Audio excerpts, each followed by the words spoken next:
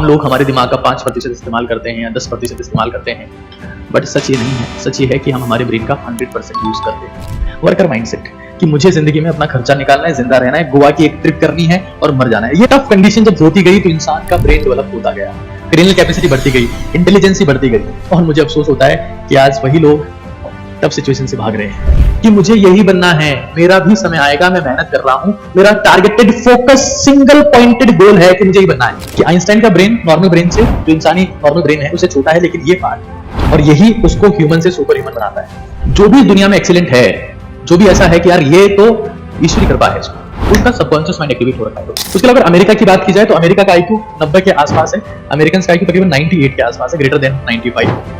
लेकिन उनसे इंटेलिजेंट लोग भी हैं। ऐसे रशिया को भी आप देख सकते हैं, रशिया का आईक्यू भी 95 से ऊपर आपको दिखेगा। माइंड हमारा स्मरण है, हमारा चिंतन है, हमारी एकाग्रता है, हमारी समझ है, हमारी जीवन।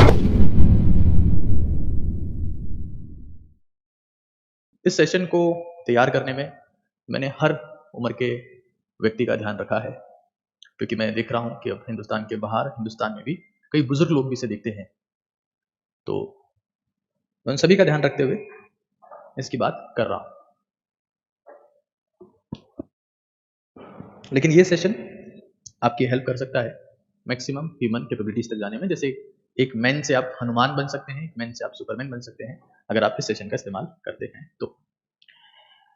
फिलहाल जहां तक आज हमारा मुद्दा है, वो मुद्दा है माइंड और ब्रेन। इसको हम लोग समझने वाले हैं और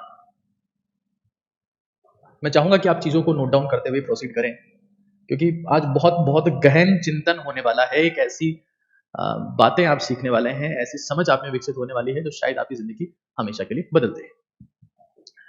आज हमारे पास में बहुत पावरफुल कंटेंट है, जिसमें हम लोग कंट्रीज का आईक्यू मेजर करने वाले हैं। उसके अलावा बहुत सारी रिसर्च के साथ में मैं आपके सामने कंटेंट को रिप्रेजेंट करने वाला हूं। ये मैं आउटव्यू आपको दे देता हूं। ये सब आज हम लोग डिस्कस करने वाले हैं। खैर, ब्रेन और माइंड को समझने की शुरुआत करते हैं। तो होपफुली आप सभी लोग एक्साइटेड होंगे और इस सेशन को रील्स की तरह ट्रीट ना करें। अगर आपको लगता है कि रील्स से आपको सब ज्ञान मिल जाता है तो उस केस में आप इस सेशन छोड़ सकते हैं, क्योंकि मुझे इस सेशन को तैयार करने में 30 दिन का समय लगा है।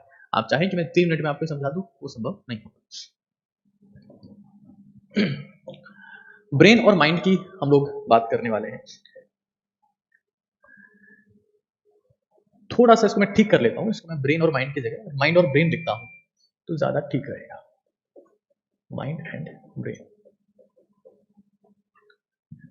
90% लोग ऐसे हैं जिनको शायद अभी तक इनके बीच में डिफरेंस भी नहीं पता होगा कि माइंड क्या होता है और ब्रेन क्या होता है। देखिए, ब्रेन जो है वो एक फिजिकल एग्जिस्टेंस है।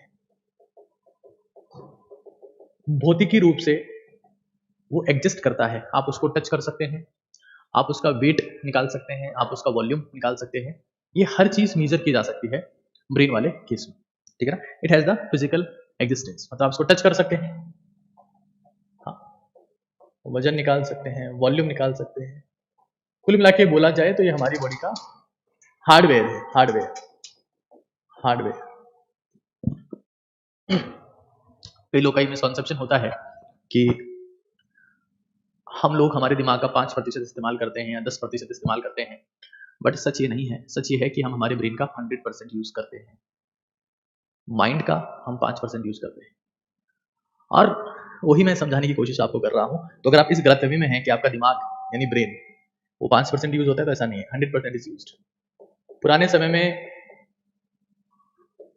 कुछ मैगजीन्स ने छाप दिया था, कुछ उन मैगजीन्स को पढ़ के कुछ एक साइंटिफिक इन्फ्लुएंसर ने उस वक्त मीडिया में ऐसी बात कह दी, और उसके बाद में ये भ्रांतियां फैल गई कि हम लोग हमारे ब्रेन का 5% यूज करते हैं, 10% यूज करते हैं। ये सब मिसकॉन्सेप्शन है, सच्चाई नहीं है, ठीक है ना। ये 5-10% वाली बातें जो है कि 5% 10%, ये प्योर मिसकॉन्सेप्शन है, भ्रामक जानकारी है। आप इन सब तथ्यों से दूर रहें। माइंड के साथ में ऐसा नहीं है। माइंड जो है ना, वो हमारे पास में फिजिकली एग्जिस्ट नहीं करता। It has software. माइंड आपके पास में सॉफ्टवेयर है। माइंड सॉफ्टवेयर, मैंने बोला ब्रेन हार्डवेयर है, माइंड सॉफ्टवेयर है। और इस सॉफ्टवेयर की सबसे बड़ी बात यह है कि इसका अपग्रेडेशन पॉसिबल है, मतलब इसको बेहतर कर सकते हैं। Upgradation is possible. Mind is software. और माइंड हमारा स्मरण है, हमारा चिंतन है, हमारी एकाग्रता है, हमारी समझ है, हमारी जीवटता है, हमारी शक्ति है, हमारा आत्मविश्वास है। माइंड हमारा ध्यान है, हमारी एकाग्रता है। तो हमें यह समझना पड़ेगा दैट माइंड जो है is a software, mind is about psychology. Mind is about psychology. जब आप माइंड की बात करते हैं तो आप साइकोलॉजी की बात करते हैं। Mind is psychological term, brain is neurological term. तंत्रिका विज्ञान की बात है। Brain is neurological. न्यूरोलॉजिकल यानी कि तंत्रिका विज्ञान की जब बात करते हैं तो हम ब्रेन की बात करते हैं। और ये बहुत बड़ा सच है कि हम लोग हमारे माइंड का 5% इस्तेमाल करते हैं। ये बहुत बड़ा सच है। मैं इसी इस्तेमाल के बारे में बात कर रहा था। ये बहुत बड़ा सच है कि हम लोग हमारे दिमाग का बहुत कम इस्तेमाल करते हैं और कुछ तकनीक ऐसी होती है जिसके माध्यम से आप इसका इस्तेमाल बढ़ा सकते हैं। तो मैं फिर आपको बता दे रहा हूं कि आपकी मेमोरी यानी आपकी स्मरण शक्ति, आपकी चिंतन की क्षमता, आपकी एकाग्रता, आपका ध्यान यानी आपका फोकस, आपका कंसंट्रेशन, आपकी मेमोरी, ये सब माइंड है। देखो ये आपको जेनेटिक्स में मिलता है, ये आपको जीन में मिलता है। ब्रेन आपको जीन में मिला हुआ है। माइंड कल्टीवेट होता है। अगर आप खुद के ब्रेन को ठीक करना चाहते हैं तो, क्योंकि मैंने बोला कि इसका फिजिकल एग्जिस्टेंस होता है, तो उसके ठीक करने के रास्ते भी फिजिकल ही है ना। ये मैं बेसिक आइडिया दे रहा हूं, बेसिक इंट्रोडक्शन बता रहा हूं आपको आगे की चीजें समझने के लिए, ताकि आप अपनी जिंदगी में चाहे जिस प्रोफेशन में जाएं, चाहे जिस फील्ड में जाएं, माँ बाप बनेंगे, समाज के जिम्मेदार नागरिक बनेंगे, देश के योग्य युवा बनेंगे, देश के जिम्मेदार नागरिक बनेंगे, तो आप दुनिया को समझा पाए कि हम किस रास्ते पर जा रहे हैं। और अगर आपको लगता है कि आप 30 सेकंड में सब चीजें जान सकते हैं तो संभव नहीं होगा। आगे देखिए एक बार। अगर आपको ब्रेन को इंप्रूव करना है, ब्रेन इंप्रूवमेंट, तो ब्रेन इंप्रूवमेंट जो है वो फिजिकल चीजों की रिक्वायरमेंट रखता है। Physical input by the physical things. Physical things बोले तो अपन कुछ डाइट में चेंज कर देंगे, है ना, कुछ वर्कआउट करेंगे तो उससे चीजें चेंज हो जाएगी। बट इसको अगर बेटर करना है तो आपको इंटेलेक्चुअल ट्रेनिंग की जरूरत है। Intellectual training is needed. और मैं फिर कह रहा हूं, इन चीजों को नोट डाउन करिएगा, समझिएगा, पुनः विचार करिएगा, अपने स्तर पर और इंप्रूव करने की कोशिश करिएगा। मेरा काम आपका रास्ता दिखाने का है। उस रास्ते पर चलने की जिम्मेदारी, जज्बा, समर्पण और त्याग और बलिदान की भावना आप में होनी चाहिए। चीजों को समझिए। माइंड और ब्रेन जब तक हम समझेंगे नहीं, हम डायरेक्ट इस्तेमाल की बात करते हैं। जब तक आप समझेंगे नहीं कि चीजें काम कैसे करती है, तो आप कभी इनका बेहतर इस्तेमाल नहीं कर पाएंगे। AK-47 को डायरेक्ट ट्रिगर दबाना अगर आप सीख लिया तो आपको AK-47 चलाना नहीं आती है। उसकी स्ट्रक्चर कैसी है, उसकी डिजाइन कैसी है, खराब होने पर क्या करते हैं, बेस्ट यूज कैसे कर सकते हैं उसको, और कई चीजें होती है। क्या तो होपफुली ये बेसिक जो डिफरेंस है ये आपको समझ में आया होगा। अगर आपको ब्रेन को एक्टिवेट करना है तो फिजिकल थिंग्स से होगा, it can be diet, it can be workout. लेकिन अगर आपको माइंड को इंप्रूव करना है तो इंटेलेक्चुअल ट्रेनिंग की जरूरत होती है। उस इंटेलेक्चुअल ट्रेनिंग की बात मैं करूंगा, ब्रेन इंप्रूवमेंट की बात करूंगा। मैं आज के टॉपिक्स आपको बता देता हूं। ये आज के हमारे टॉपिक्स हैं। Conscious versus subconscious mind, IQ, EQ, SQ, AQ, CQ, MQ, wisdom, intelligence, cleverness, Einstein brain versus normal brain, IQ can be increase, food choices, stress, anxiety, depression और मेंटल हेल्थ। तो मुद्दा काफी बड़ा है।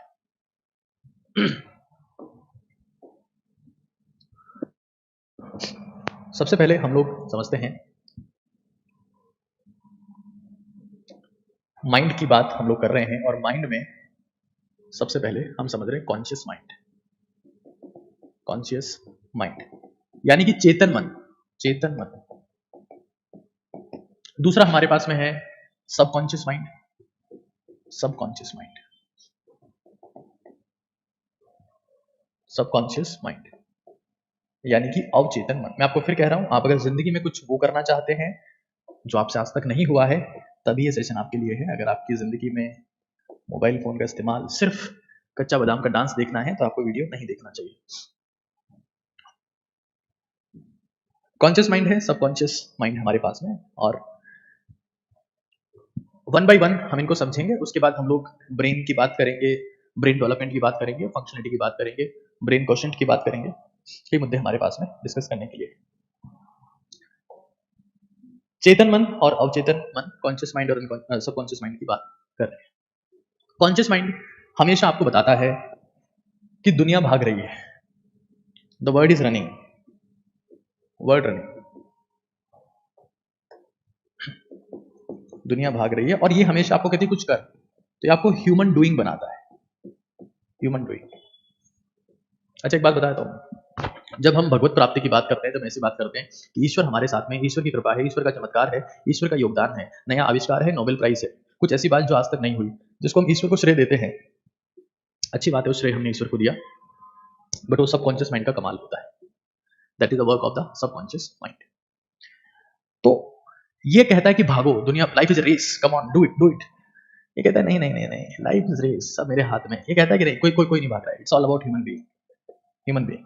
ये कहता है कि दुनिया क्या है भाड़ में जाने दो, तुम क्या हो, तुम क्या हो, हु यू आर। तो ये ह्यूमन डूइंग नहीं, ह्यूमन बीइंग की बात करता है, तुम खुद क्या हो, being that find your talent, आप खुद क्या है। तो हम को ये समझना है कि जब कॉन्शियस माइंड सिर्फ हमारे ब्रेन का 5% है, सब कॉन्शियस माइंड हमारे माइंड का 95% है, तो कैसे हम इसको एक्टिवेट करें जिससे हमारी जिंदगी हमेशा के लिए बदल सके। इस चीज को रट लो, दैट कॉन्शियस माइंड आपको मजदूर बनाएगा, या आपको मजदूर बनाएगा, लेबरर, मजदूर, जिस भी फील्ड में आप काम करोगे मजदूर बनाएगा। देखो दुनिया में हर फील्ड में क्या होता है ना, कोई सी फील्ड हो, जैसे फॉर एग्जांपल एक डॉक्टर है, एक डॉक्टर है, डॉक्टर हर टाइप का होता है, टीचर भी हर टाइप का होता है। एक टीचर ऐसा होगा जो किसी एक अपने घर के मोहल्ले में पढ़ा रहा है, एक टीचर ऐसा होगा जो थोड़ा सा हायर लेवल पर पढ़ाता है, उसको आसपास के लोग जानते हैं। एक टीचर ऐसा होगा जिसको जिले में सब लोग जानते हैं, उसका कुछ लेवल है। एक टीचर ऐसा होगा जिसको नेशनल लेवल पे सब जानते हैं कि अरे कुछ है। तो एक टीचर ऐसा होगा जिसको इंटरनेशनल लेवल पर लोग जानते हैं कि इसमें कुछ स्किल है, ये कुछ जानता है। जो भी इस दुनिया में एक्सीलेंट है, जो भी ऐसा है कि यार ये तो ईश्वरी कृपा है, इसको, उसका सबकॉन्शियस माइंड एक्टिवेट हो रखा है दोस्त। और मैं इसी की बात आज करने वाला हूं। जो भी एक्सट्रीम है, जो भी ऐसा है, बादशाह है अपने फील्ड का, king, the don of his field, the king, मतलब ऐसा है कि यार उसका ऐसा कोई नहीं है, क्योंकि उसकी काम में समर्पण है, काम में पूरा कॉन्सेंट्रेशन है। मैं उसी की बात आज करने वाला हूं, दैट ये आपको अपने फील्ड का मजदूर बनाएगा। क्या कि मुझे खर्चा निकालना है और किस्तें भरनी है, ये मेंटेलिटी आपको देता है कॉन्शियस माइंड, किस्तें भरनी है बस। लेकिन ये आपको अपने फील्ड का बादशाह बनाता है, the king of your field. ये सबकॉन्शियस माइंड बादशाह बनाएगा कि आपके जैसा कोई नहीं, आप ग्रेटेस्ट हैं, आप लेजेंड हैं, और ये हर फील्ड में है दुनिया में। जैसे मान लो कोई इंसान क्रिकेट खेलता है, तो एक वो है जो अपने घर के बाहर की गली में क्रिकेट खेल रहा है, घर के बाहर की गली में क्रिकेट खेल रहा है, और दूसरा वो है जो अपने आसपास के गांव तहसील में खेलता है, एक वो है जो जिले में क्रिकेट खेलता है, एक वो है जो स्टेट लेवल पे क्रिकेट खेलता है, एक वो है जो नेशनल लेवल पे क्रिकेट खेलता है, एक वो जो इंटरनेशनल लेवल पे क्रिकेट खेलता है। ये डिफरेंस है, इनमें कुछ ना कुछ एक्टिवेशन का डिफरेंस है, ये थॉट प्रोसेस का डिफरेंस है, स्किल का डिफरेंस तो है ही, थॉट प्रोसेस का डिफरेंस है। एक ने मान रखा है कि मुझे आगे बढ़ना है, वो क्या डिफरेंस है वो मैं आपको समझा रहा हूं। तो अब हमें समझना है कि क्या है ये सबकॉन्शियस माइंड, कॉन्शियस माइंड। ये कहता है, देखो कॉन्शियस माइंड, सबकॉन्शियस माइंड पे बहुत सारी किताबें लिखी गई, लेकिन शायद ही कोई किताब को समझा पाई, और मैं वही चीजें बहुत सिंपल फॉर्मेट में आपको समझाने की कोशिश कर रहा हूं। कॉन्शियस माइंड कहता है कि सक्सेस अर्जेंसी, सक्सेस अर्जेंसी, जल्दी सक्सीड होना है, जल्दी जल्दी कुछ ना कुछ करो। जैसे बोलेगा कि भाई भैंस दूध देती है, दूध से अपन दही जमाते हैं, दही को भिगोते हैं, घी निकालते हैं, क्यों ना भैंस से सीधा घी निकाल ले, अमीर बन जाएंगे, भैंस सीधा घी दे रही है। ऐसे आपको फुलिश आइडियाज देगा ना, जो दुनिया में काम ही नहीं कर रहे हैं। ये काम कॉन्शियस माइंड का है, अर्जेंसी, जल्दी करो, फुलिश आइडियाज देगा, बिल्कुल बेकार आइडियाज, उनका काम ही नहीं करते, भैंस से घी निकाल लो सीधा, है ना, नॉन एग्जीक्यूटिव आइडियाज। जैसे एक टाइम ऐसा था, क्षमा करिएगा मुझे, बट मैं वो यूज कर रहा हूँ, मैं किसी पॉलिटिकल पार्टी अगेंस्ट में नहीं हूँ। राजीव गांधी ने कहा था कि अगर लाल मिर्च बहुत महंगी बिकती है, लाल मिर्च अगर बहुत महंगी बिकती है, तो किसान हरी मिर्च क्यों बोते हैं, सीधी लाल ही उगा ले। अब उन्हें कौन समझाए कि पहले जब उगाते हैं तब हरी होती है, समय के साथ साथ वो लाल होती है। तो ऐसी बातें ये आपको परोसता है, भैंस से सीधा घी निकाल लो। इसका ये गोल है कि जल्दी पैसा कैसे बनाया जाए, और ये लोग मजदूर बन के मर जाते हैं। आपको पता है ना, इस दुनिया में सबसे जल्दी पैसा मजदूर को मिलता है। कोई भी इंसान मजदूरी करता है, उसको हर शाम को पैसा मिल जाएगा। हाँ, लेकिन जो लॉन्ग टर्मर्स होते हैं, मान लो कोई साइंटिस्ट लोग हैं जो बहुत लंबे समय से काम कर रहे हैं, सर्वाइव कर रहे हैं, 50-60 साल काम करने के बाद they win the Nobel prize, जो दुनिया को बदल देता है। ये अर्जेंसी की बात करता है। लेकिन हमारे पास में जो सबकॉन्शियस माइंड है, ये कोई थॉट नहीं देगा, कोई थॉट नहीं देगा। इसकी खासियत है, कोई थॉट नहीं देगा आपको, कोई आइडिया नहीं देगा, कोई आइडिया नहीं देगा, नो आइडिया, कोई प्लान आपको नहीं देगा, कुछ नहीं देगा।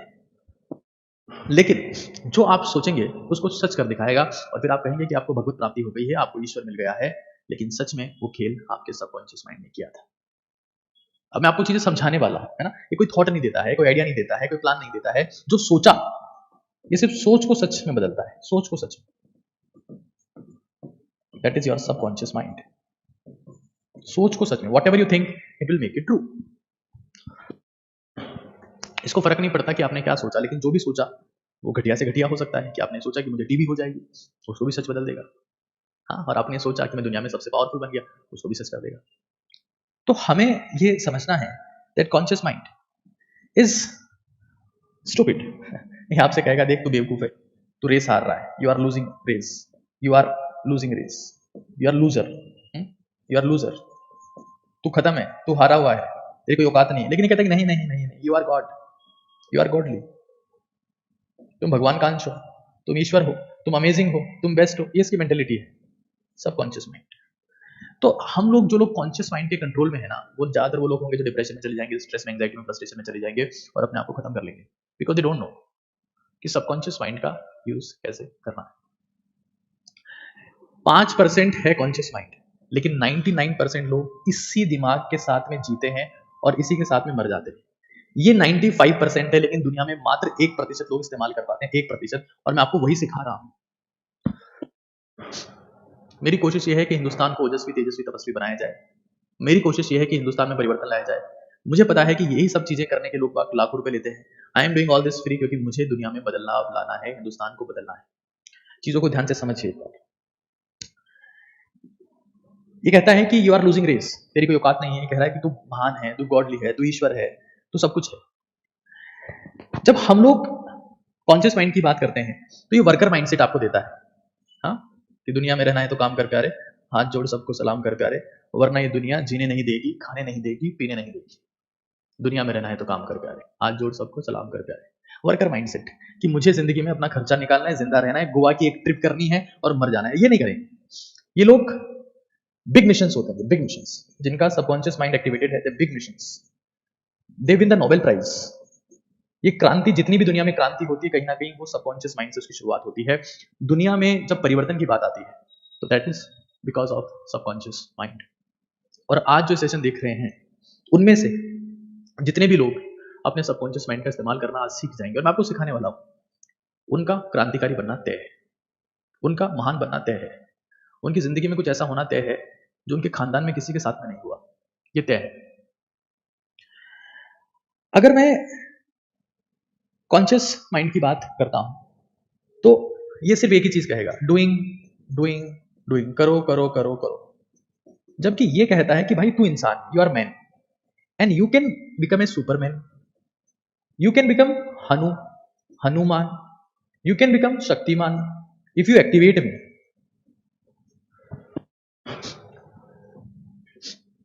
राम जी की सहायता करने के लिए जब कोई नहीं था तो हनुमान जी लंका गए। That was the power of subconscious mind. जो पहले डीएक्टिवेटेड थी वो एक्टिवेटेड हो गई। That was the power of subconscious mind. Conscious mind ये आपको जो होते हैं ना अपनी औकात में रहे, ये वो लोग होते हैं जो दूसरों को भी कहते हैं अपनी औकात में रहे और खुद भी अपनी औकात में रह जाते हैं। और सिर्फ 1% लोग अपने सबकॉन्शियस माइंड की पावर को पहचान पाएंगे, जिसको आप भक्ति कहते हो, प्रार्थना कहते हो, अरदास कहते हो, नमाज कहते हो, जो कुछ भी कहते हो, वो मैं आपको कनेक्ट करके बता रहा हूं कि भक्ति और साइकोलॉजी कैसे कनेक्टेड है, कैसे आपको कुछ ऐसे रास्ते बताए गए हैं जिसके थ्रू आप अपने सबकॉन्शियस माइंड को एक्टिवेट कर लेते हैं। कॉन्शियस माइंड क्या करेगा, कुछ थॉट्स को क्रिएट करेगा कि यार चलो भाइयों गोवा चलते हैं, है ना। Create the thoughts, create thoughts कि भाई गोवा चलते हैं, गोवा चलते हैं। और थॉट क्रिएट करेगा, कैंसिल करेगा, नहीं नहीं गोवा की ट्रिप नहीं हो पाएगी, नहीं नहीं नहीं, पापा ने मना कर दिया, नहीं नहीं हमारी औकात नहीं है, नहीं नहीं cancel cancel, Goa cancel. Subconscious mind ऐसा नहीं करेगा, ये कलेक्टिव इंटेलिजेंस का यूज करेगा और कलेक्टिव इंटेलिजेंस का यूज करते हुए उस प्लान को पॉसिबल बनाएगा कि भाई कैसे गोवा के बारे में सोचा तो कैसे प्लानिंग की जाए, but you must know how to activate this. और मैं ऐसे घटिया तरीके आपको नहीं बताऊंगा एक्टिवेशन के, I will tell you the truth. तो हमें ये समझना है दैट कलेक्टिव इंटेलिजेंस का इस्तेमाल करता है सबकॉन्शियस माइंड और उसको पॉसिबल बनाता है। मैं आपको फिर कह रहा हूं, कि जिन लोगों ने अपने सबकॉन्शियस माइंड को एक्टिवेट किया है, वही लोग अपनी जिंदगी में आविष्कार करते हैं, चमत्कार करते हैं और कुछ ऐसा करते हैं जो आज तक नहीं हुआ है। एक और इंटरेस्टिंग बात है, सबकॉन्शियस माइंड और कॉन्शियस माइंड तब चलता है जब आप अवेक है, आप जग रहे हैं, when you are not sleeping, awake. लेकिन सबकॉन्शियस माइंड कब काम करता है? How to activate the subconscious mind? क्या आप इसके बारे में जानना चाहते हैं? क्या आप ईश्वर से सीधा कनेक्ट करना चाहते हैं? क्या आपको गॉडली पावर से सीधा जुड़ना चाहते हैं जिससे आपकी जिंदगी में वो सब चीजें होने लग जाए जिसकी आपने कभी कल्पना नहीं की थी? तो I am gonna tell you, knowing your subconscious mind is knowing your potential. That is very important.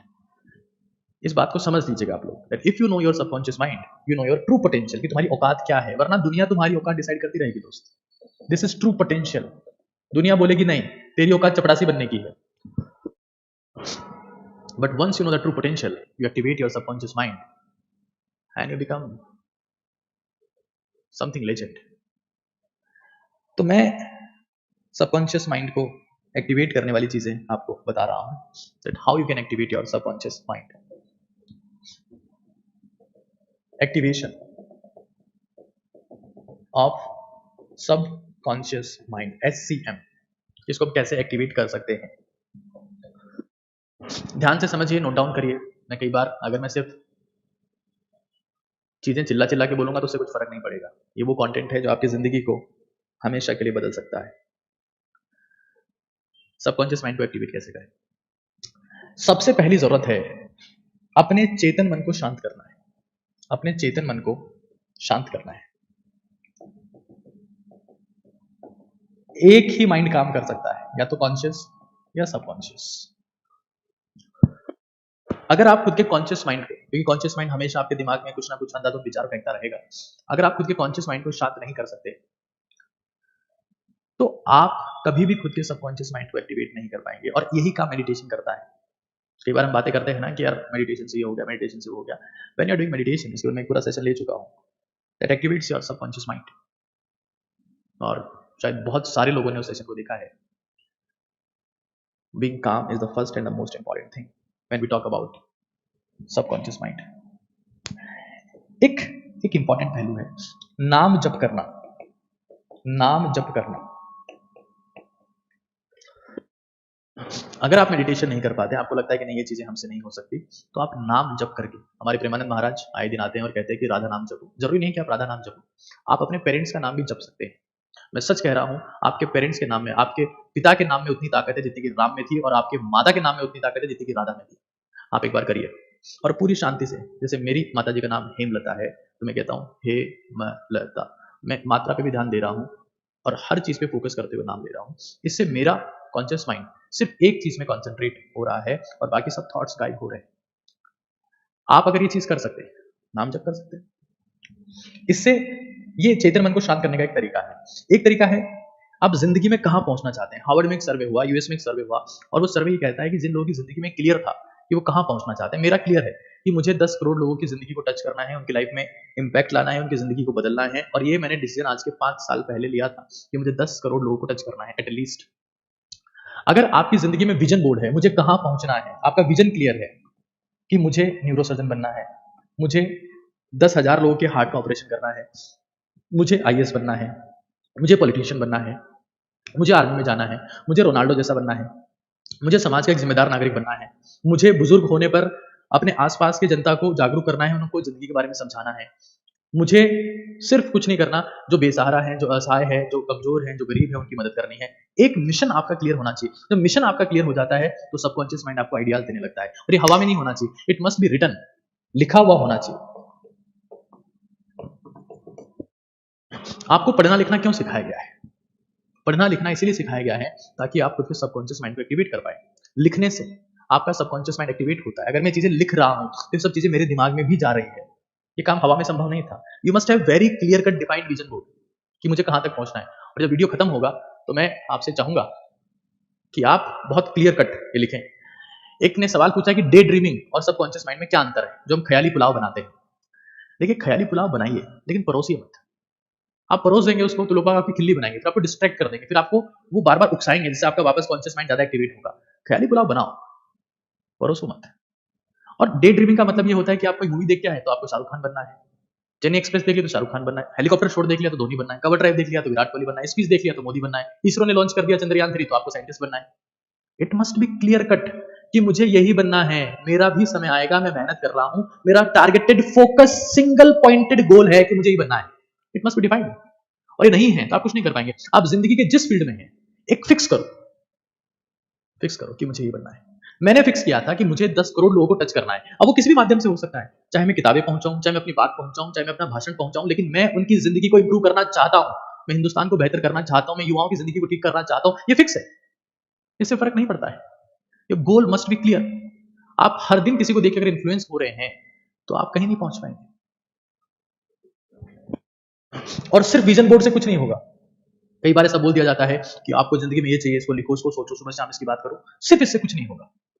आपको हर दिन ये लिखना पड़ेगा। मैं हमेशा ये बात कहता रहा हूं और फिर ये सबकॉन्शियस माइंड तक बात पहुंच गई है दैट फॉलो DWAR। इवन मैंने इसके ऊपर पूरी एक डायरी लिखी है, DWAR डायरी। मेरा थीम था, मेरा आइडिया था कि कैसे आपकी जिंदगी चेंज हो सकती है। हर दिन ये लिखो कि मेरा मिशन था, इसके लिए मैंने आज क्या किया, व्हाट आई डिड।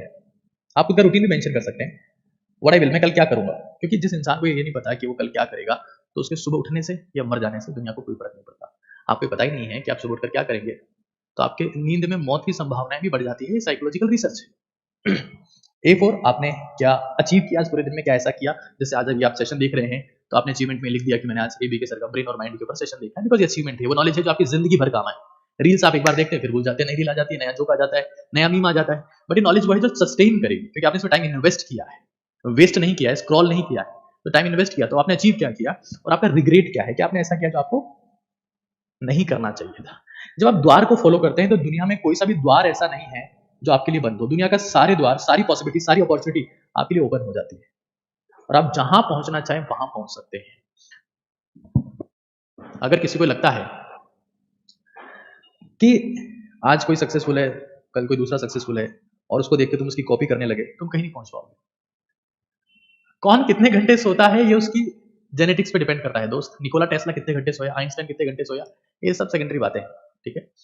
और हमें ये समझ लेना है कि ये सब सेंसलेस चीज है। इसके ऊपर मैंने पूरी एक बुक बनाई है और आज उसको हिंदुस्तान के कई हजार स्टूडेंट्स फॉलो भी करते हैं, ठीक। खैर,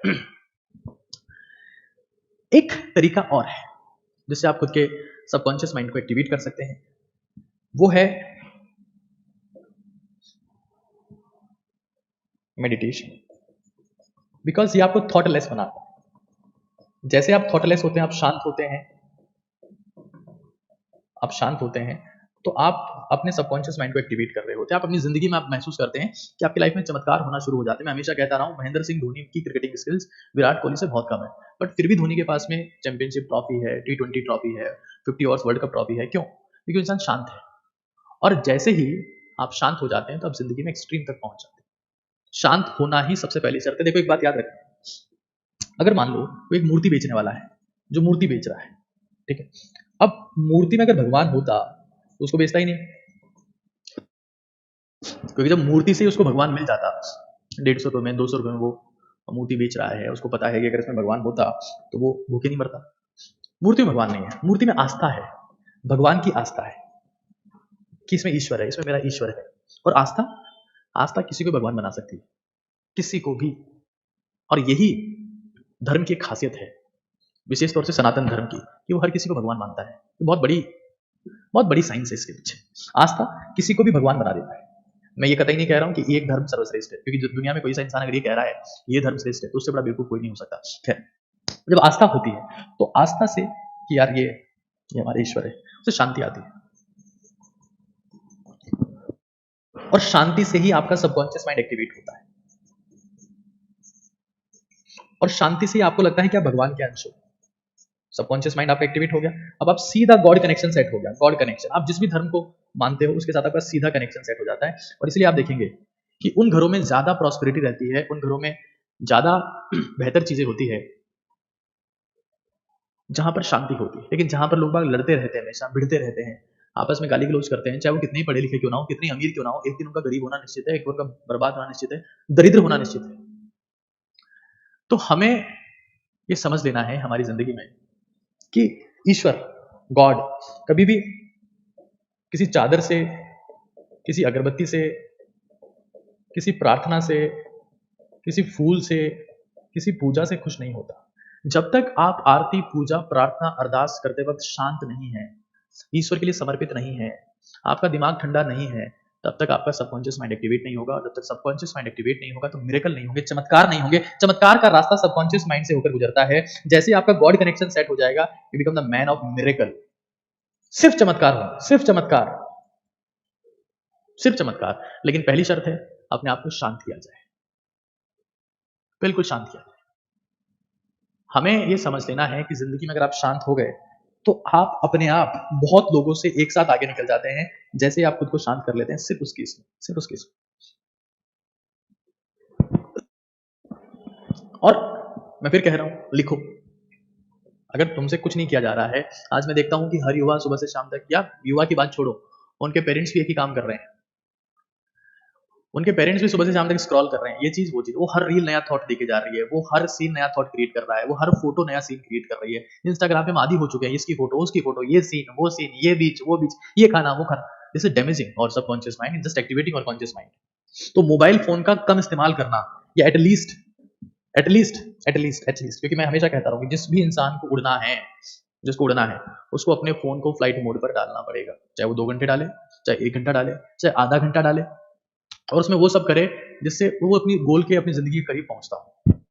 फ्लाइट मोड, जिसको उड़ना है उसको करना पड़ेगा। मोबाइल का कम इस्तेमाल से आपका सबकॉन्शियस माइंड एक्टिवेट होता है। रट लो इस चीज को, आज शपथ लेके जाओ, आज शपथ लेके जाओ, ऐसे नहीं जाना है। मुझे मोबाइल का इस्तेमाल कम करना है, क्योंकि मोबाइल आपके कॉन्शियस माइंड को एक्टिवेट करता है, और आप में जो ईश्वर है, जो आप में भगवान का अंश है, जिससे आपके जीवन में चमत्कार हो सकते हैं, उसको खत्म करता है मोबाइल को। क्योंकि वो आपको हाइपर एक्टिवेट करता है, और हाइपर एक्टिवेटेड इंसान कभी भी चमत्कार नहीं कर सकता, कभी नोबेल प्राइज नहीं जीत सकता, मिशन नहीं ला सकता, क्रांति नहीं कर सकता। Less mobile phone use, less mobile phone use. At least 1 घंटा स्विच ऑफ कर दो, उस वक्त नाम जप करो, लिखो कुछ। नाम जप नहीं होता, तुम लिखो, और सिर्फ अपने पिताजी का नाम जप करो, माताजी का नाम जप करो, कुछ कंटेंट लिखो, अपना सपना लिखो, अपनी कल की प्लानिंग लिखो, कुछ नहीं, अपनी सांस पे ध्यान दे लो, मेडिटेशन करो, तुम ईश्वर बन जाओगे। तुम्हारी जिंदगी में वो चमत्कार होने लगेंगे जिसकी तुम्हें कभी उम्मीद नहीं थी, तुम्हें सपने में भी नहीं सोचा था कि यार ऐसा कैसे हो सकता है। और कुछ नहीं होगा ना, तुम्हारी हेल्थ ठीक हो जाएगी, क्योंकि इस दुनिया में ज्यादातर समस्या की जड़ है हरी, वरी और करी। हरी, जल्दबाजी, क्योंकि शांत नहीं है। वरी, चिंता, क्योंकि शांत नहीं है। करी, खाने में कुछ भी अटरम शटरम खा ली, क्योंकि शांत नहीं, कॉन्शियसनेस है ही नहीं, खत्म हो चुकी है। शांत जिस दिन हो जाएंगे, जिंदगी की आधी समस्याएं मिट जाएगी। तो हमें सबसे पहले ये बात समझ लेनी है कि सबकॉन्शियस माइंड को एक्टिवेट करने का रास्ता ये है। क्या मैं आगे चल सकता हूं? अगर आपकी आज्ञा हो तो अब हम थोड़ा सा ब्रेन की बात कर लेते हैं। Brain development, brain development. और फिर मैं कुछ क्वेश्चंस की बात करूंगा, कुछ क्वेश्चंस जहां से सेशन इंटरेस्टिंग होना शुरू होगा, और कुछ फंक्शनलिटी इंप्रूवमेंट की, ब्रेन की फंक्शनलिटी कैसे इंप्रूव हो सकती है, उसकी बातें हम लोग करेंगे। Brain development. देखो, मैं फिर एक और बात कह देता हूं आप लोगों को, दैट एक चीज रट लेना कि हमारे दिमाग में डेली बेसिस पर हमारा जो कॉन्शियस ब्रेन है, जिसके बारे में कह रहा था कि वो आपको घटिया आइडियाज देगा, फुलिश आइडियाज देगा, जल्दी पैसा कमाने की स्कीम देगा, करो करो करो, लाइफ इज रेस, भागो दौड़ो। आपके दिमाग में डेली बेसिस पर, लिख लेना इस चीज को, 70,000 थॉट आते हैं, 70,000, और उसमें से 50,000 नेगेटिव होते हैं। लेकिन अगर आप ये काम करते हैं तो आप उन 50,000 थॉट्स को रिड्यूस करते करते करते करते करते 10,000 पे भी ले गए तो आपकी बहुत सारी ऊर्जा, आपकी बहुत सारी चिंता, आपकी बहुत सारी एंजाइटी, बहुत सारा फ्रस्ट्रेशन, डिप्रेशन खत्म हो जाएगा। आप प्रेजेंट में रहकर फोकस होकर काम कर पाएंगे, और उसी वक्त आपकी जिंदगी में चमत्कार होना शुरू हो जाता है। सबकॉन्शियस माइंड को एक्टिवेट करने का मतलब यह है कि आपकी कॉन्शियस माइंड की जो नेगेटिविटी है उसको एलिमिनेट करना है।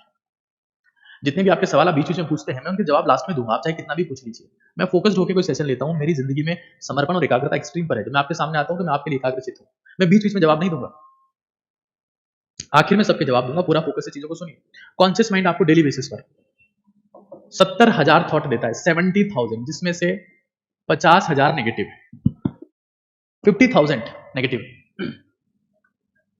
और वो ऐसे थॉट्स हैं जो आपको खाए जा रहे हैं। आप खाना खा रहे हैं, पच नहीं रहा है, बॉडी बन नहीं रही है, दिमाग काम नहीं कर रहा है, सिर्फ फ्रस्ट्रेशन, सिर्फ स्ट्रेस, सिर्फ फ्यूचर की चिंता, सिर्फ पास्ट का टेंशन की मेरा ब्रेकअप हो गया, मेरे साथ ये हो गया, मेरे साथ वो हो गया, मेरे घर वालों ने मेरा साथ नहीं दिया, मेरी औलाद किसी काम की नहीं, मेरी औलाद निकम्मी है, मेरा भविष्य का क्या होगा, बीमारी होगी तो क्या होगा, मेरा इंश्योरेंस कहाँ है, पता नहीं, जमाने भर की चीजें।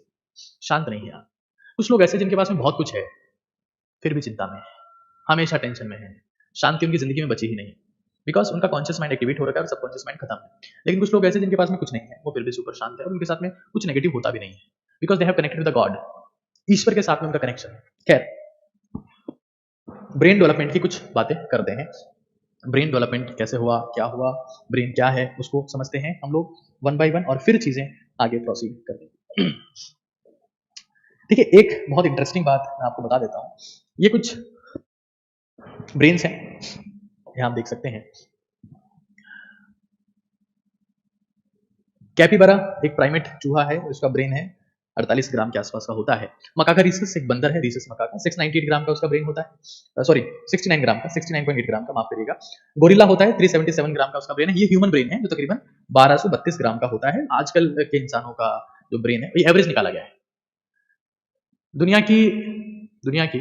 हाँ, अभी लोग फिर वही बात आ गई कि गुरु बताते हैं कि 84,000 विचार आते हैं, 50,000 से या 60,000 से 80,000 के बीच में विचार आते हैं on the basis of the activation of your brain. 70,000 में एवरेज ले लिया है ना। और ये नॉन प्राइमेट एलिफेंट है, एलिफेंट जिसका माथा 2848 ग्राम का है, यानी सबसे भारी है। तकरीबन 3 किलो का ब्रेन है इसका, हाथी का सबसे भारी है। लेकिन ब्रेन कितना बड़ा है, कितना मोटा है, उससे फर्क नहीं पड़ता। नंबर ऑफ न्यूरॉन्स मैटर करते हैं। यहाँ पर 16.3 बिलियन न्यूरॉन्स हैं और यहाँ न्यूरॉन्स काफी कम है। हाथी में आप देख रहे हैं 5.59 बिलियन न्यूरॉन्स है। इंपॉर्टेंट चीज ये है कि सिर्फ न्यूरॉन का भी खेल नहीं है। तो आप ये कह सकते हैं कि सर दो इंसान जिनमें सेम नंबर ऑफ न्यूरॉन्स हैं उनकी इंटेलिजेंस डिफरेंट कैसे है? तो that is because of neuroplasticity, integration of the neurons, pathways बनते हैं, उसके ऊपर चर्चा करेंगे। लेकिन मैंने कुछ बेसिक आइडिया आपको दिया है किस तरीके से चीजें चलती है। फिर यहां समझिए,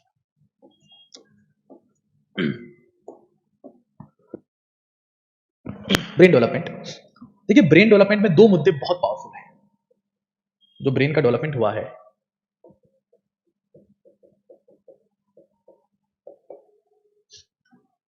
एक इंसान की वैरायटी है जिसको हम कहते हैं होमो इरेक्टस, होमो इरेक्टस, होमो इरेक्टस, और एक है फूड। अगर आप एंथ्रोपोलॉजी पढ़ेंगे या आप ह्यूमन इवोल्यूशन पढ़ेंगे तो आप ये देखेंगे कि पहले जब इंसान के पूर्वज 4 पैरों पे चलते थे, मतलब कि हाथ भी नीचे टिके रहते थे और पैर तो ऑब्वियस सी बात है टिके हुए हैं, तो उस वक्त ब्रेन का इतना फास्ट डेवलपमेंट नहीं होता था। लेकिन समय के साथ साथ में ऐसा हुआ, पहले हाथों का यूज चलने में कम हुआ, पहले इंसान झुक के चलता था, फिर धीरे धीरे भाई पहले नीचे चल रहा है, फिर समय के साथ हाथ ऊपर उठ गए, झुक के चलने लगा, फिर धीरे धीरे बिल्कुल सीधा हो गया। इरेक्टस मतलब होता है सीधा खड़े होना। ये सीधा खड़े होने वाला इंसान है होमो इरेक्टस, सीधा खड़ा हुआ। और जब ये सीधा खड़ा हुआ तो जब 4 चीजें, 2 हाथ 2 पैर, जो एनर्जी कंज्यूम कर रहे थे चलने में, उससे कम एनर्जी कंज्यूम होने लगी और वो जो एनर्जी बच गई थी उससे ब्रेन डेवलपमेंट होने लगा।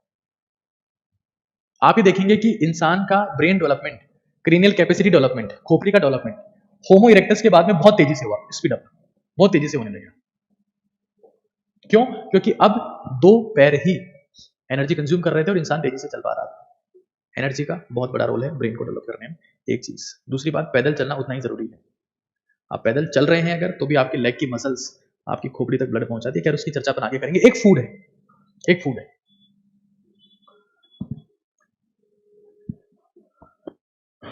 बहुत इंपॉर्टेंट मुद्दा है फूड। इंसान को जब पका हुआ भोजन मिला, कुक्ड फूड, कुक्ड वन।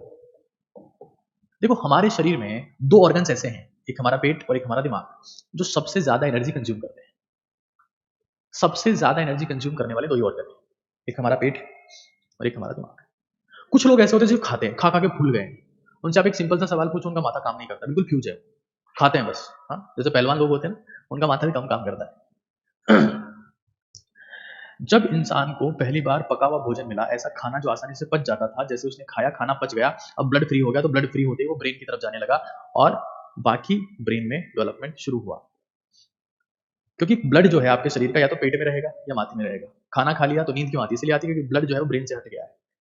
तो ब्रेन डेवलपमेंट में सबसे मेजर रोल है पैदल चलने का, दूसरा हल्का खाना खाने का, और इसको रट लेना।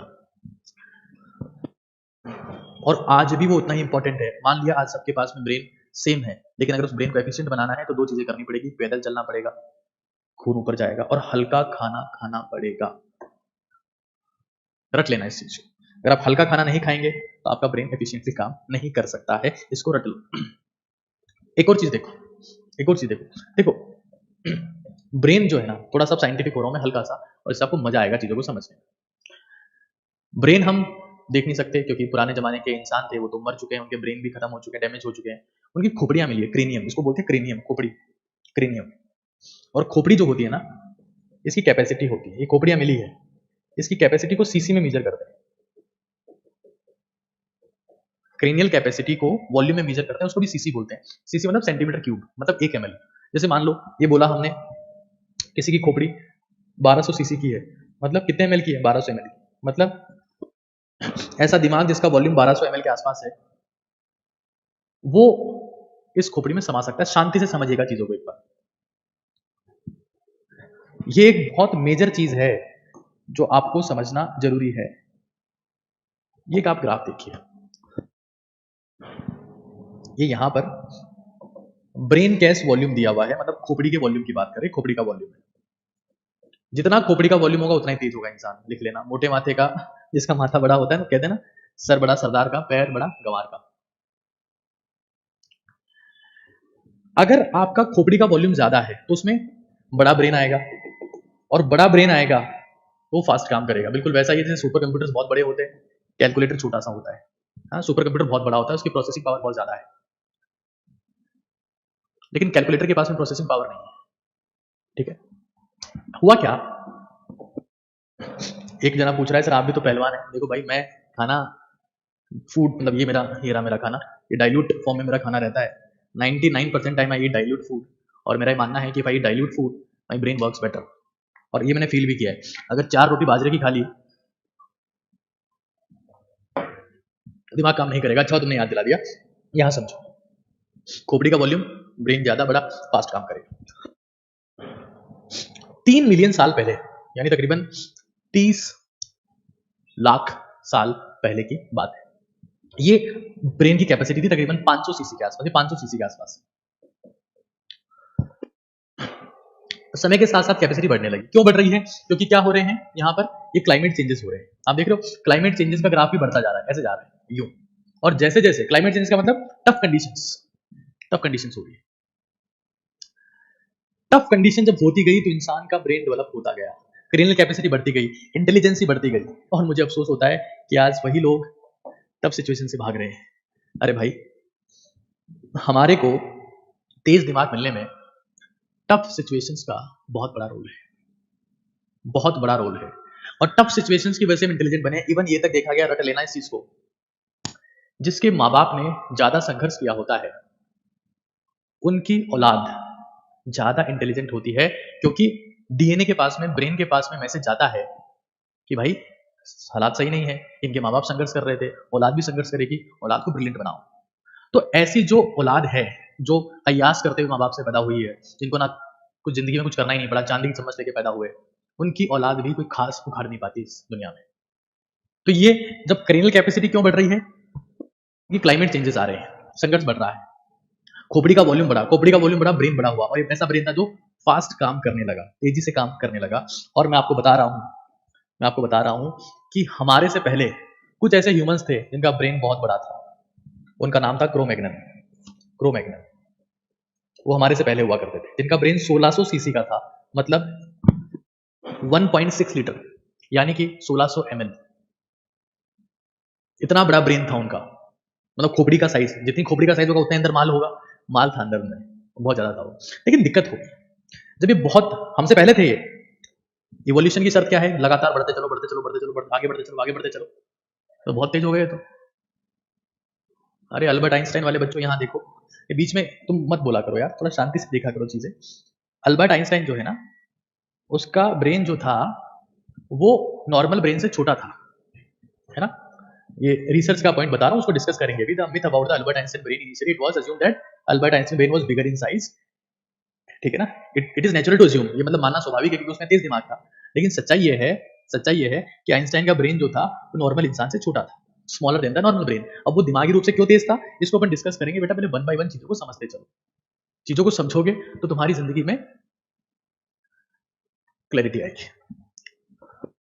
1600 सीसी क्रोमैग्नन का हो गया भाई। दिमाग बढ़ता रहा भाई। प्रकृति को ऐसा लगा कि जिनके दिमाग तेज है वो जिंदा रह पा रहे, और बढ़ते खोपड़ी बहुत बढ़ा दी। क्रोमैग्नन पहुंच गए 1600 सीसी पे। अब दिक्कत हो गई, अब होने लगा पोस्टपार्टल हेमरेज।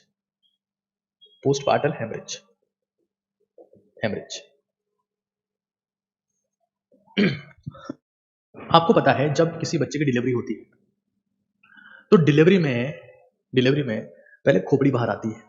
डिलीवरी जब बच्चा पैदा होता है तो सबसे पहले जो उनकी माता जी होती हैं उनके गर्भाशय से, उनके यूट्रस से, उनकी विजाइना से सबसे पहले खोपड़ी बाहर आती है।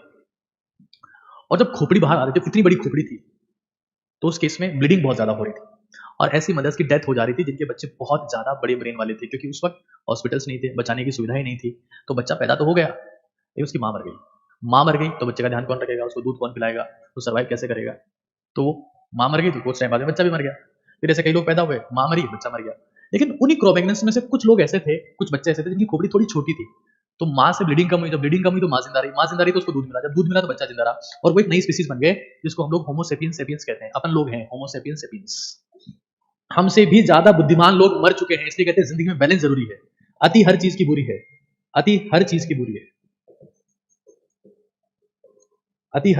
है, मतलब खोपड़ी बहुत बड़ी हो गई, ब्रेन बहुत बड़ा हो गया, लेकिन फिर भी मर गए, ठीक है ना, just because of human evolution. इनके खिलाफ हो गया, प्रकृति इनके खिलाफ हो गई और ये मर गए। आप समझ पा रहे हैं। और आज हम सभी लोग यहाँ पर जो सेशन सुन रहे हैं, देख रहे हैं, इनको पढ़ रहे हैं, हम होमो सेपियंस है।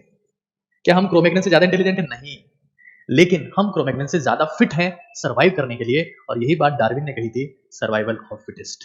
ना इंटेलिजेंट सर्वाइव करता है, ना महान बुद्धिमान सर्वाइव करता है, ना भोंदू इंसान सर्वाइव करता है, ना बहुत लंबा सर्वाइव करता है, ना बहुत छोटा सर्वाइव करता है, ना बहुत मोटा सर्वाइव करता है, ना बहुत पतला सर्वाइव करता है।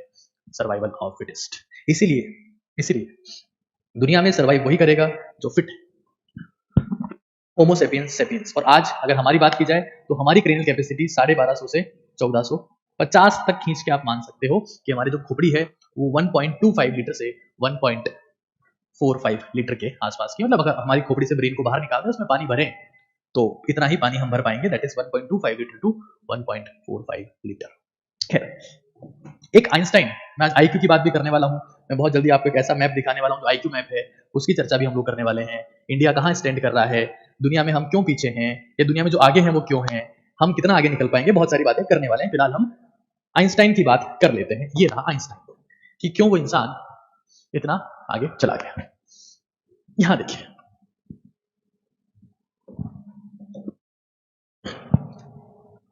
आइंस्टाइन का ब्रेन एक रिसर्च का मुद्दा था, क्योंकि आइंस्टाइन ने कुछ ऐसा किया था, he was the greatest ever theoretical physicist, जो शायद ब्रह्मांड को समझ पाए, कम्युनिकेट कर पाए। आइंस्टाइन के ब्रेन में जो एक इंटरेस्टिंग चीज थी वो क्या थी कि उसका इंफीरियर पैराइटल लॉब, आप ये बात देख पा रहे हैं, this is the inferior parietal lobe. ये ब्रेन का वो हिस्सा है जिसको हम कहते हैं इंफीरियर पैराइटल लॉब। ये वाला जो हिस्सा है ना, ये साइड वाला, ये वाला साइड वाला हिस्सा, इधर वाला साइड वाला, इसको बोलते हैं पैराइटल, है ना, पैराइटल वाला एरिया है। और पैराइटल में ऊपर की तरफ है और नीचे की तरफ वाला जो हिस्सा है ना, उसको बोलते हैं इंफीरियर पैराइटल लॉब, ठीक है ना, इंफीरियर पैराइटल लॉब। ये बहुत बड़ा था, ये लार्ज था उसका, आइंस्टाइन का। क्यों? क्योंकि उसमें पैराइटल ओपरकुलम, ये जो पार्ट जो है ना, ये वाला, ये मिसिंग था, ये था ही नहीं। तो ये जो इंफीरियर पैराइटल लॉब बहुत बड़ी हो गई थी, ये इतनी बड़ी थी उसमें, इंफीरियर पैराइटल लॉब। और ये वो हिस्सा है जो हमारी दो चीजों को कंट्रोल करता है, एक लैंग्वेज और एक मैथमेटिक्स। और आइंस्टाइन इसी बात के लिए जीनियस है। किस बात के लिए जीनियस है? लैंग्वेज मतलब थ्योरेटिकल, मैथमेटिक्स, फिजिक्स एक टाइप की मैथ्स ही है। तो आइंस्टाइन वाज थ्योरेटिकल फिजिसिस्ट। अगर मैं ये कहूं कि रोनाल्डो ब्रिलियंट नहीं है, रोनाल्डो लेजेंड नहीं है, रोनाल्डो ग्रेट नहीं, तो बेवकूफी होगी। अगर मैं ये कहूं कि विराट कोहली बेवकूफ है, उसको कुछ नहीं आता, वो ब्रिलियंट नहीं है, तो हो सकता है कि विराट कोहली के ब्रेन में कुछ ऐसा पार्ट हो जो उसको बॉल को परफेक्टली जज करने में हेल्प करता है। सचिन तेंदुलकर के साथ भी ऐसा हो सकता है, रोजर फेडरर के साथ भी ऐसा हो सकता है, प्रज्ञानंद के साथ भी ऐसा हो सकता है। शायद वो पोजीशंस को बहुत जल्दी एनालाइज कर पाते हो, जो भी चेस में हिंदुस्तान का नाम रोशन किए हैं। अलग अलग चीजें होती है। थ्योरेटिकल फिजिसिस्ट, ठीक है। तो ये हमको समझ लेना है कि आइंस्टाइन का ब्रेन नॉर्मल ब्रेन से, जो इंसानी नॉर्मल ब्रेन है, उससे छोटा है, लेकिन ये पार्ट जो लैंग्वेज को और मैथमेटिक्स को गवर्न करता है, कंट्रोल करता है, इंफीरियर पैराइटल लोब, ये बड़ा है, 15% वाइडर है, 15% वाइडर, और यही उसको ह्यूमन से सुपर ह्यूमन बनाता है। बाकी मेहनत करने की बात है। खैर आगे समझिए एक बार आप चीजों को। क्या आईक्यू एक बहुत बड़ा मुद्दा है कि आइंस्टाइन का आईक्यू ये, आइंस्टाइन का आईक्यू वो। क्या आईक्यू, मैं आप सभी से पूछना चाहता हूं, आप अभी सेशन देख रहे हैं, क्या आईक्यू सक्सेस को मेजर करता है? मैं आपसे पूछना चाहता हूं, सभी लोग सेशन देख रहे हैं, आप इसका जवाब दीजिए। क्या आईक्यू सक्सेस को मेजर करता है? यस और नो? अगर, क्योंकि दुनिया में बहुत बातें चलती है आज, उसका आईक्यू कम है, उसका आईक्यू ज्यादा है, हाँ, क्वेश्चंस कई टाइप के चल रहे हैं आजकल, जिसमें आईक्यू है, ईक्यू है, एसक्यू है, एक्यू है, हाँ, कई टाइप के क्वेश्चंस हैं, इनकी भी चर्चा करना बहुत जरूरी है। आईक्यू एक बहुत महत्वपूर्ण मुद्दा है, और ये वर्ल्ड का मैप है जो आईक्यू को रिप्रेजेंट करता है।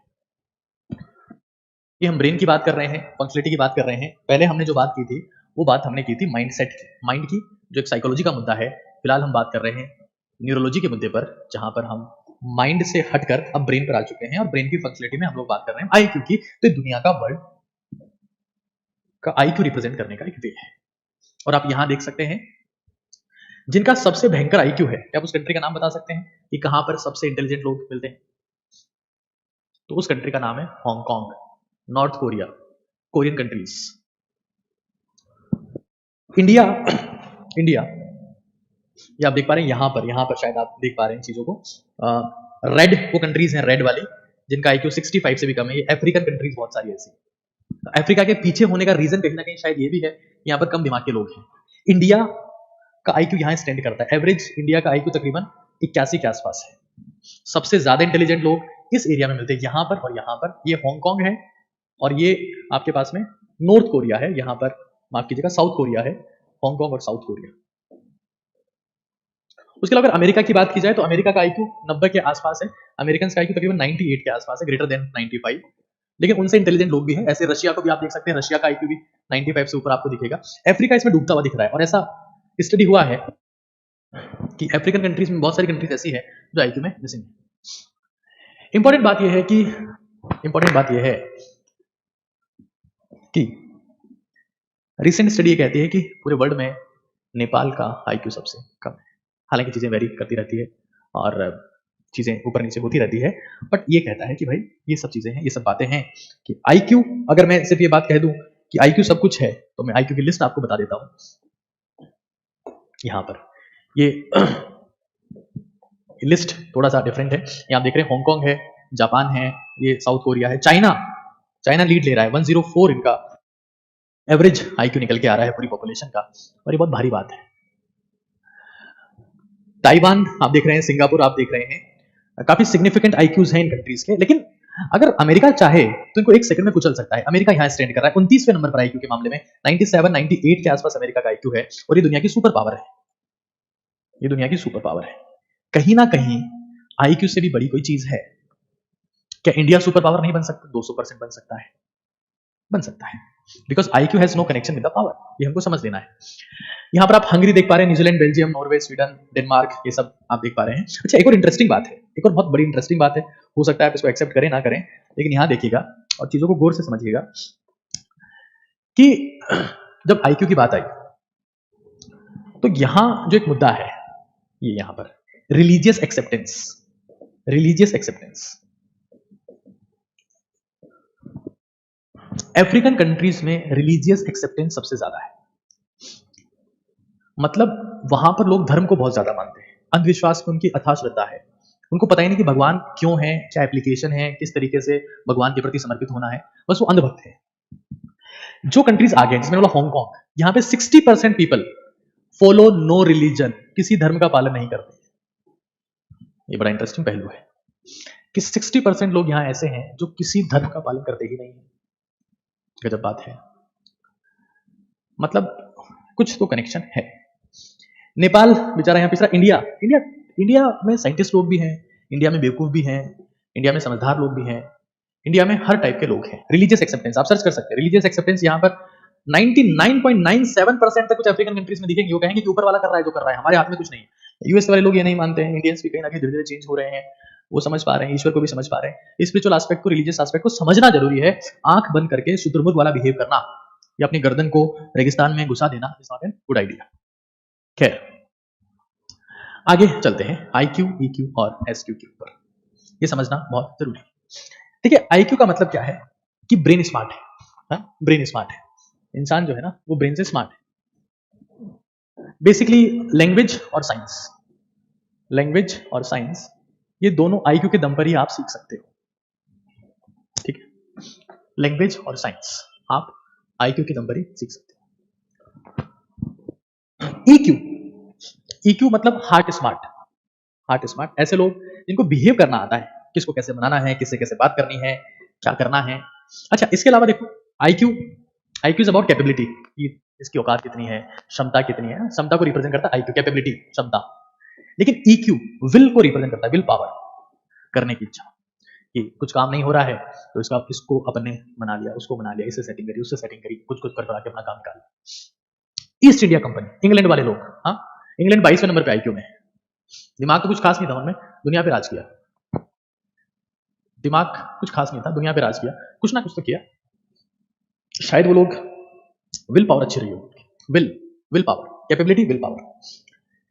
सोशल कोशेंट कि आपका ग्रुप बिहेवियर कैसा है, जनता आपकी कितनी बात सुनती है, जनता आपको कितना मानती है, लीडरशिप स्किल, ये पर्पस देता है आपको, पर्पस। एसक्यू जिंदगी में लीडर बनने के लिए, महान बनने के लिए, एक्सट्रीम पर जाने के लिए बहुत जरूरी है एसक्यू, सोशल कोशेंट। एक आता है एक्यू, एक्यू इसका मतलब है adversity quotient, adversity quotient, adversity quotient. ये जो एडवर्सिटी कोशेंट है, आप कितने बॉडी स्मार्ट है उसकी बात करता है। ठीक है, एक कैपेबिलिटी की बात करता है, एक विल की बात करता है। EQ talk about will, SQ talk about purpose. ये एडवर्सिटी का, आपकी बॉडी स्मार्ट, आपकी बॉडी कितनी पावरफुल है, body smart, that is EQ। इसको आप PQ भी कह सकते हैं, फिजिकल कोशेंट भी कह सकते हैं। बात समझ में आती है? और ये चारों ही पैरामीटर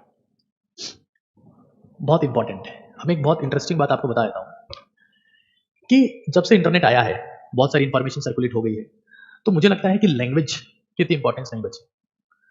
इंफॉर्मेशन आज सबके पास में है, हर चीज सबके पास में है। जो चीज कहीं ना कहीं अब डिफरेंस पैदा कर रही है, इंपैक्ट ला रही है, इन्फ्लुएंस ला रही है, जिससे सबसे बड़ा डिफरेंस पैदा हो रहा है, वो चीज है AQ या PQ या एडवर्सिटी कोशेंट या फिजिकल कोशेंट, कि आप बुरे से बुरे हालात में किस तरीके से काम किए। एक बार यहां समझ लो, एक बार आपको अगर इस पे भरोसा नहीं हो रहा है तो मैं कुछ फेमस लोगों का IQ आपको कंपेयर करके दिखा देता हूं, एक बार आपको पता लग जाएगा। ये कुछ फेमस लोग, मैं खुद को फेमस में काउंट नहीं कर रहा हूं, आपको मुझे मेरा IQ बताना है, वो आपकी चॉइस है। मैं खुद का IQ 80 के आसपास का मानता हूं। खैर, इलॉन मस्क है 155, ये जुकरबर्ग है 152, ये आइंस्टाइन है 160, ये जेफ बेजोस है, ये हमारे हॉकिंग साहब है, ये प्रज्ञानंद है, और नरेंद्र मोदी जी का IQ क्या मानते हैं आप? वो हमारे देश के PM है। वो शायद उतने स्मार्ट तो नहीं होंगे साइंस के एस्पेक्ट में जितने कि स्टीफन हॉकिंग है, जितना आइंस्टाइन है। चेस में उतने एडवांस नहीं होंगे जितने प्रज्ञानंद है। बट SQ उनका है, पर्पस है, सोशल क्वेश्चन है। किसी की तारीफ नहीं कर रहा हूँ, हर लीडर में होता है। ओबामा भी रहा होगा, लिंकन में रहा होगा, मंडेला में रहा होगा, गांधी में रहा होगा, सब में रहा होगा। ये प्रज्ञानंद है, इनका 180 के आसपास का IQ है। एवरेज लोग भी बहुत सुपर सक्सेसफुल होते हैं। विराट कोहली है, वहां सारा खेल AQ का है, एडवर्सिटी कोशेंट की। हालात बहुत खराब है, 30 बॉल है 180 रन चाहिए, या 30 बॉल है 120 रन चाहिए। अब वहां पर साइंस जानते हो आप कि बॉल कैसे स्विंग होती है, कोई फर्क नहीं पड़ता। लैंग्वेज जानते हो आप कि मुझे पता है पाकिस्तान को गाली कैसे देनी है, कोई फर्क नहीं पड़ता। इट्स ऑल अबाउट कि आप एडवर्सिटी कोशेंट कितना है। अभी चंद्रयान 3 गया, चंद्रयान 3 गया, लॉन्च कर दिया अपन। तो उसमें क्या किया, इंडिया ने बहुत कम बजट में चंद्रयान 3 को पहुंचा दिया। तो इंडियंस में AQ बहुत ज्यादा है। जुगाड़ी लोग जो है ना, जुगाड़ी लोग, एडवर्सिटी कोशेंट कि कुछ नहीं है फिर भी कुछ बना दिया, ये इंडियंस। कुछ नहीं है फिर भी कुछ बना दिया, इंडियंस। और मैं आपसे एक बात कहूंगा कि IQ, EQ, SQ इसके ऊपर काम करो ना करो, AQ पे जरूर काम करना, क्योंकि AQ ही वो है जो सबसे नीचे लाई करता है जो आपको रियल पावर देता है। एक बार समझा देता हूं, यहां चीजों को समझना। ये आपका फिजिकल बॉडी कोशेंट है, ये पीक्यू, और इसी के ऊपर ये इमारत टिकी हुई है। तुम इसको लेकर घूमते रहो, अगर ये नहीं होगा तो सब नीचे गिर जाएगा, सब नीचे गिर जाएगा, सब नीचे गिर जाएगा। ये फाउंडेशन है, ये हमारी नींव है, नींव। सबसे पहले फिजिकल फिटनेस पे काम करो। अगर तुम्हें चाहते हो कि दुनिया में तुम्हारी वैल्यू हो, तुम्हारा नाम हो, लोग तुम्हें कुछ समझें, तो फिजिकल फिटनेस पे काम करो। इंफॉर्मेशन, नॉलेज, लैंग्वेज ट्रांसलेटर्स बहुत हैं दुनिया में आजकल। Efficiency to access the information, that is very important, very important. उसके बिना आप कुछ नहीं कर पाएंगे। कंटेंट मेरे पास और भी बहुत सारा है, लेकिन अब मैं क्या करूं। बहुत सारी किताबें ऐसी है जो ब्रेन के ऊपर लिखी गई है, जिसमें से एक बहुत फेमस किताब है जो जॉन मेडिना ने लिखी है, ब्रेन रूल्स। और कुछ ब्रेन फूड्स पर भी किताबें लिखी गई है, इन सबको मैंने पढ़ा है। परफॉर्मेंस कॉर्टेक्स, काम clarity, the leading brain, the brain warriors. और इन सब की समरी मैं आपको अब देने वाला हूं कुछ लाइनों में, कि क्या कहती है, कैसे आपके ब्रेन को एक्टिवेट किया जा सकता है, उसकी हम लोग चर्चा करेंगे कुछ समय में। ठीक है, यहां समझ एक बात यहां देखिए, ब्रेन एक्टिवेशन, क्योंकि सारा मुद्दा यही था कि खुद को इंटेलिजेंट कैसे बनाएं, ब्रेन एक्टिवेशन कैसे करें, शार्प कैसे बने, अपने आसपास के लोगों को एक्टिवेट कैसे करें, हमारी औलाद को कैसे सक्सेसफुल बनाएं। बहुत सारे मुद्दे थे, तो मैं आपको बता दे रहा हूं वन बाय वन। ब्रेन को तेज चलाने का सबसे पहला तरीका है अपने आप को चलाओ। जो इंसान बिस्तर में लेटे लेटे तोंद निकाल के स्विगी जोमेटो से ऑर्डर करके पिज्जा खा रहा है, बर्गर खा रहा है, उसका माथा कभी काम नहीं करेगा। फिजिकली एक्टिव क्यों? क्योंकि जब इंसान बहुत तेजी से ब्रेन डेवलप कर रहा था, इवोल्यूशन उसका दिमाग बहुत तेजी से बढ़ा रहा था, तो 18 किलोमीटर रोज चलता था, 18 किलोमीटर पैदल चलता था, यहां से वहां घूमता था। पैदल चलो, सबसे पहली चीज, तुम कुछ नहीं कर सकते, पैदल चलो। सीढ़ियां चढ़ सकते हो, मैं सीढ़ियां चढ़ता हूं, पैदल चलो। पैदल चलना बहुत ज्यादा जरूरी है, क्योंकि इससे मसल स्क्वीज होती है, और मसल जब स्क्वीज होती है तो यहां से ब्लड आपकी खोपड़ी में पहुंचता है। ठीक है, पैदल चलो। दूसरी बात, हमारा ब्रेन हमारी बॉडी का सबसे फैटी ऑर्गन है। फैटी ऑर्गन है, सबसे ज्यादा फैट हमारे ब्रेन में ही होता है। फैट बहुत फैटी ऑर्गन है हमारा ब्रेन। फैट अगर आपकी डाइट में है तो आपका ब्रेन बहुत अच्छे से काम करेगा। फैट के क्या सोर्स हैं? तो आप गाय का घी इस्तेमाल कर सकते हैं। घी, बड़े बुजुर्ग लोग इसका इस्तेमाल नहीं करें, अगर वो हार्ट पेशेंट है, कुछ और इश्यू है तो इसका इस्तेमाल ना करें। आप सबसे बेहतर जो माना है ओमेगा 3 फैटी एसिड है। ओमेगा 3 फैटी एसिड ये सबसे बेहतरीन बोलते हैं कि भाई इससे बढ़िया तो कुछ है ही नहीं। कहाँ मिल सकता है आपको? फिश ऑयल में मिल सकता है, मछली के तेल में। मछली का तेल नहीं खाते, अलसी का बीज, फ्लैक्सीड, अलसी बीज, फ्लैक्सीड, ये अपनी डाइट में इंक्लूड करना शुरू करो। मछली का तेल, अलसी का बीज दोनों से मतलब नहीं, बोले सर घर में ले आते हैं, खत्म हो जाता है, फिर कोई लाता नहीं है। मछली का तेल तो वेजिटेरियन है, खा नहीं सकते।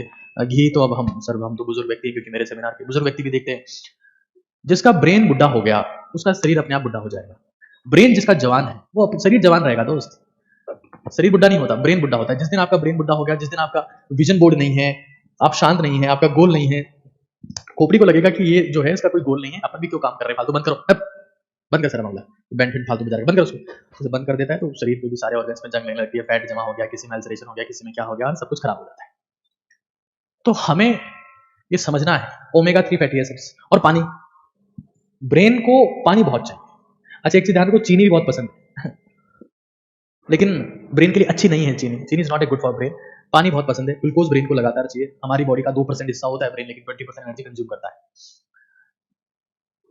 पानी, हाइड्रेशन बहुत जरूरी है। दुनिया में 99% हेडेक जो सरदर्द होते हैं वो पानी की कमी से होते हैं। Hydration is must, hydration is must.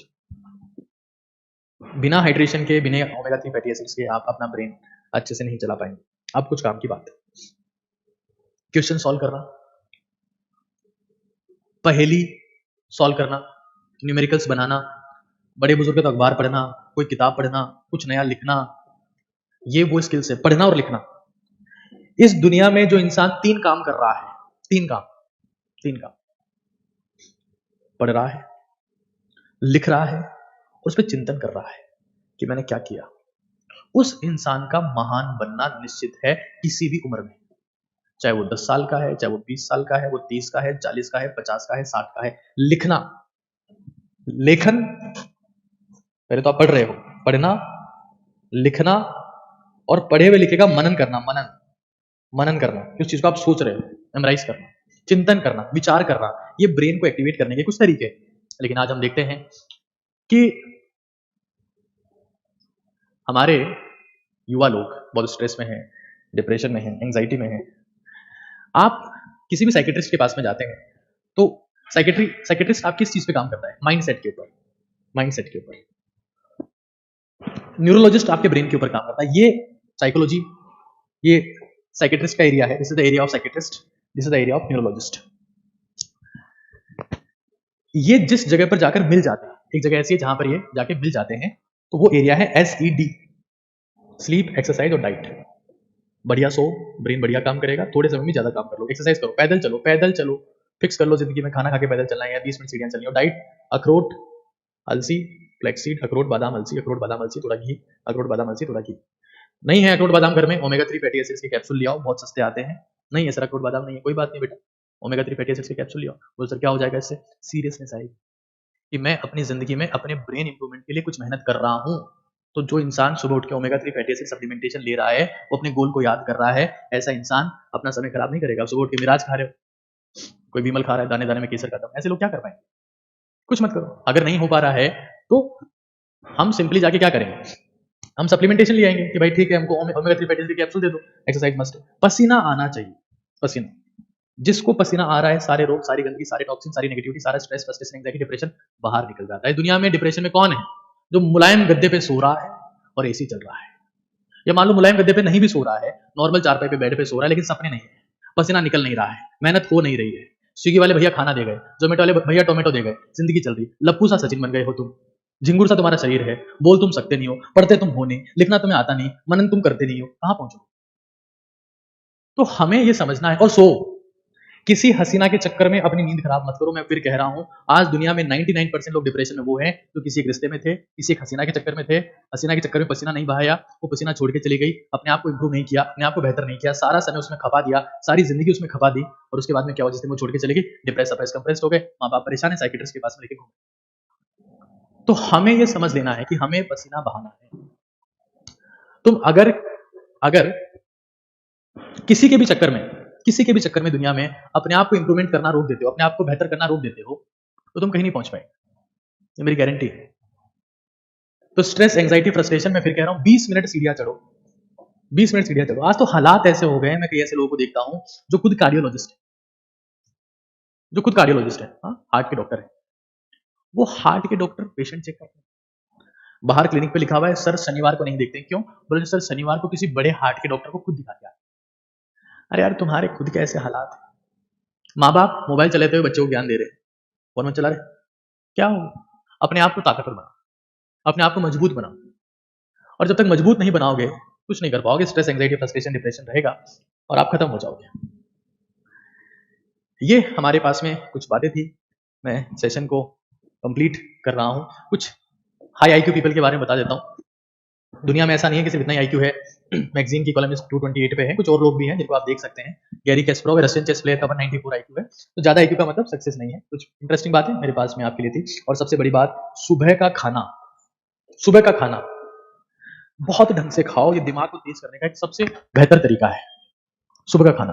अब माँ बाप से क्या सुनते हैं? ये तो खाता ही नहीं है, ये तो पीती ही नहीं है, ये तो खाती नहीं है, एक बिस्किट खाता है। अरे क्या चूहा है क्या तू? सबसे ज्यादा खाना 11 बजे से पहले खा लो, वो पचेगा, उसका पाचन होगा, अवशोषण होगा।